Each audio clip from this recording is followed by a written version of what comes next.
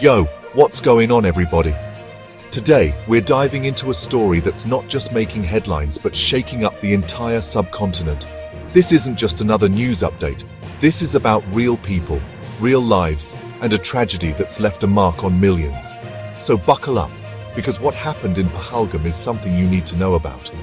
We gotta talk about Kashmir. This region has always been at the center of so much tension, history, and heartbreak. It's a place that's been fought over, written about, and dreamed of for generations. But it's also a place where people just want to live their lives in peace, surrounded by some of the most breathtaking scenery on Earth. It's beautiful up there, like seriously stunning. Snow-capped mountains, crystal-clear lakes, a real paradise. Imagine waking up to the sound of birds, the air crisp and cool, the landscape so gorgeous it almost doesn't feel real. Tourists from all over India and the world come here to escape the chaos of city life, to find a little peace and maybe even a bit of magic. For so many, Pahalgam is a place of memories, honeymoons, family vacations, childhood adventures. It's a spot where people come to reconnect, to celebrate, to just breathe. But all of that changed in a matter of minutes. But on April 22nd, 2025, paradise got real messed up, real fast. The peace was shattered in the blink of an eye, and the world watched in horror as the news broke.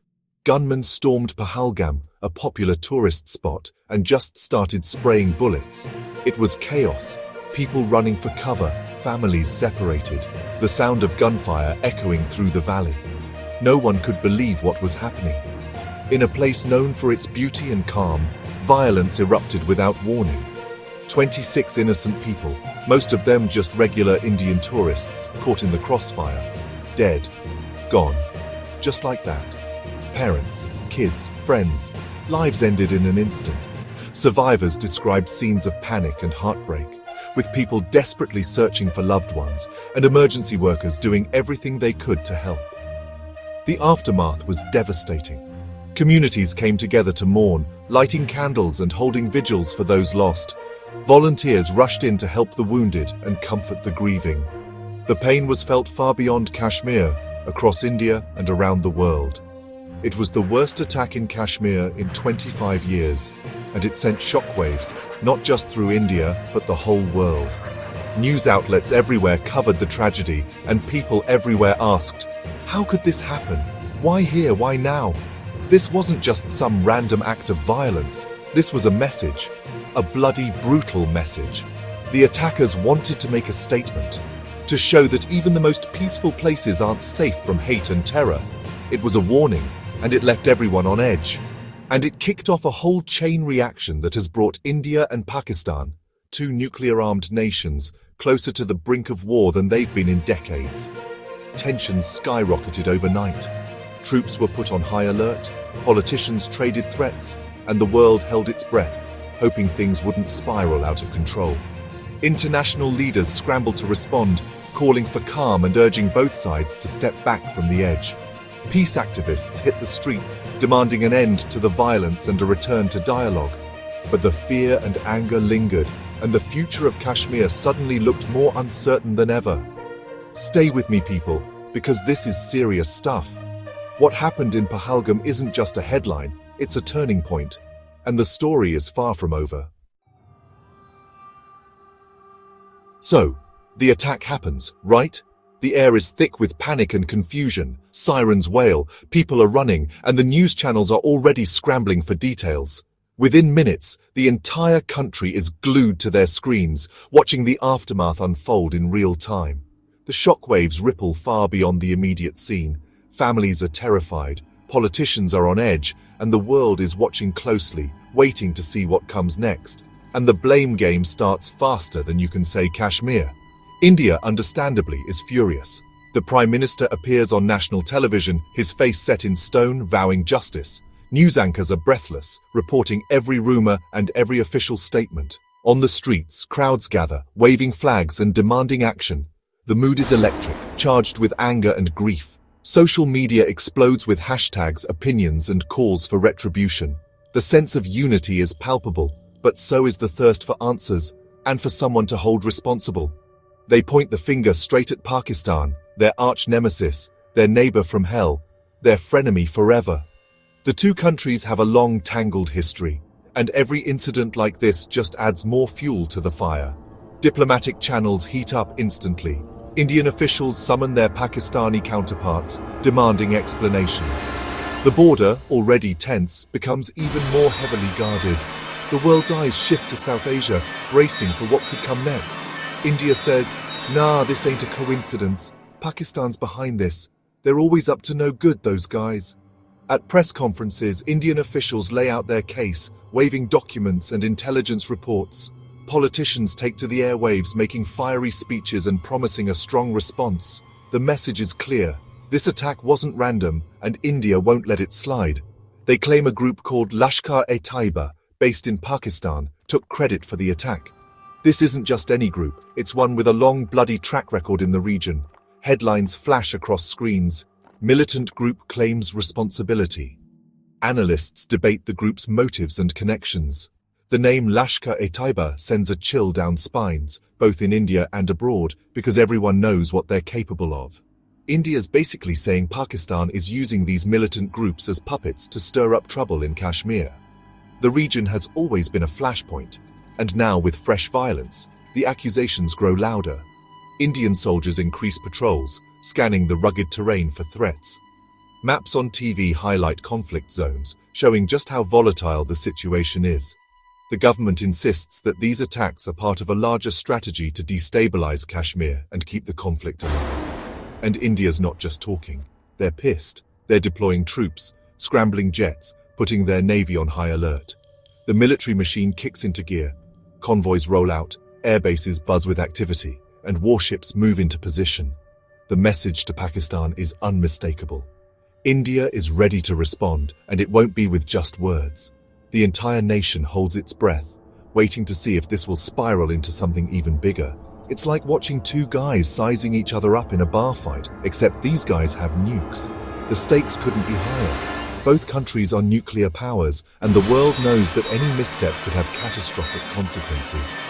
The tension is almost unbearable, as leaders on both sides weigh their options.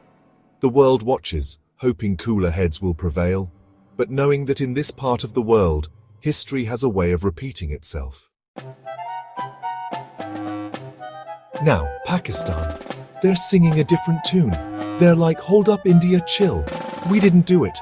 Don't be dragging our good name through the mud." Pakistan's denying any involvement in the attack. They're calling for a neutral investigation because, they're all about peace and justice. But let's be real, folks, there's about as much chance of a neutral investigation in this situation as there is of me winning a Grammy. The truth is, both sides have been playing a dangerous game in Kashmir for decades. To understand this mess, you gotta go back in time. Way back to 1947 when India and Pakistan became separate countries. Kashmir, stuck right in the middle, became the bone they just couldn't stop fighting over.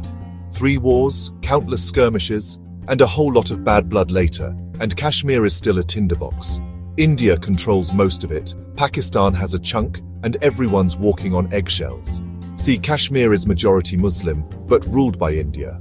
And Pakistan's always seen itself as the defender of Muslims in the region. So they back these militant groups, or so India claims, and things spiral out of control real quick. Back to the present day, and things are escalating faster than a rocket to the moon. India's not just talking tough, they're moving troops to the border, they're running war games like it's going out of style. And Pakistan, they're not backing down either. It's a tense standoff, folks, like imagine 2 porcupines trying to share a sleeping bag. One wrong move and things could get really prickly, really fast. As if things weren't bad enough between India and Pakistan, India decided to throw another log on the fire. This time, not with words or weapons, but with water. In a move that sent shockwaves through diplomatic circles and left millions on edge, India announced the suspension of the Indus Waters Treaty, a pact that has been the backbone of water sharing between the two countries for over 6 decades. The Indus Waters Treaty, often hailed as one of the most successful water-sharing agreements in the world, was suddenly on the chopping block. This wasn't just a bureaucratic move. It was a signal, a warning, and a potential game-changer in the already tense relationship between these nuclear-armed neighbors. Now this treaty's a big deal. Signed back in 1960, after years of negotiations and with the World Bank stepping in to mediate, it was designed to prevent water wars in a region where rivers are lifelines. The agreement carefully divided the waters of the Indus River system, which flows from the Himalayas through India and into Pakistan, supporting agriculture, industry, and daily life for millions. The Indus River isn't just any river, it's the heart of both countries' economies and cultures. The treaty basically dictates how India and Pakistan share the water from the Indus and its tributaries, ensuring that both sides get their fair share, even when political relations are icy. Think of it like this: you and your sibling have to share a pizza. The rules are clear: who gets which slices, how much cheese, even who gets the last piece. It's not just about food, it's about fairness, trust, and keeping the peace at the dinner table. You agree on who gets what slices, and for years everyone's happy. There might be the occasional grumble, but the system works. The pizza keeps coming and nobody goes hungry. But then, out of nowhere, you get into a fight. Maybe it's about something totally unrelated, but suddenly, you're not feeling so generous with the pepperoni. You threaten to take away your sibling's share, or maybe you actually do. That's what India's doing now, using water, the most basic necessity, as a bargaining chip in a much bigger, much more dangerous game. By suspending the treaty, India is sending a clear message. Water can be a weapon, not just a resource. And for Pakistan, a country that relies on the Indus for almost all its agriculture and drinking water, this isn't just a threat. It's an existential crisis. The fear is real, and the anger is boiling over. Pakistani officials aren't mincing words. They're saying, yo, cut off our water and we'll see that as an act of war. The stakes couldn't be higher. Water, something so fundamental, is now at the center of a potentially explosive conflict. And let's not forget, these aren't just any two countries. India and Pakistan both have nuclear weapons, and decades of mistrust between them. When the conversation shifts from diplomacy to threats, and from treaties to ultimatums, the world holds its breath. Because when water becomes a weapon, the consequences could be catastrophic, not just for South Asia, but for the entire world. So, you got two nuclear-armed countries, a history of conflict, and a whole lot of angry rhetoric flying around. You think the rest of the world's just gonna sit back and munch popcorn? Hell no. The UN is freaking out, urging both sides to chill. World leaders are working the phones, trying to play peacemaker. Nobody wants to see this escalate into a full-blown war, especially not one with mushroom clouds. Let's talk about the elephant in the room. The one with the radioactive tusks, nuclear weapons. India and Pakistan both have them, and that's what makes this whole situation so terrifying. One wrong move, one miscalculation, one itchy trigger finger, and we're talking about a catastrophe of epic proportions. I'm talking fallout, radiation sickness, global famine. Not good, people. Not good at all.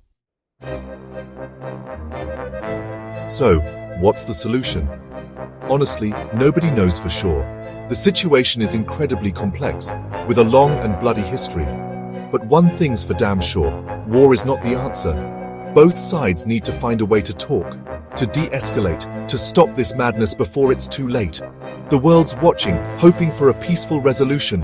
Let's hope sanity prevails, because the alternative is too horrible to contemplate. Stay informed, stay engaged, and let's hope for the best, people. Peace out.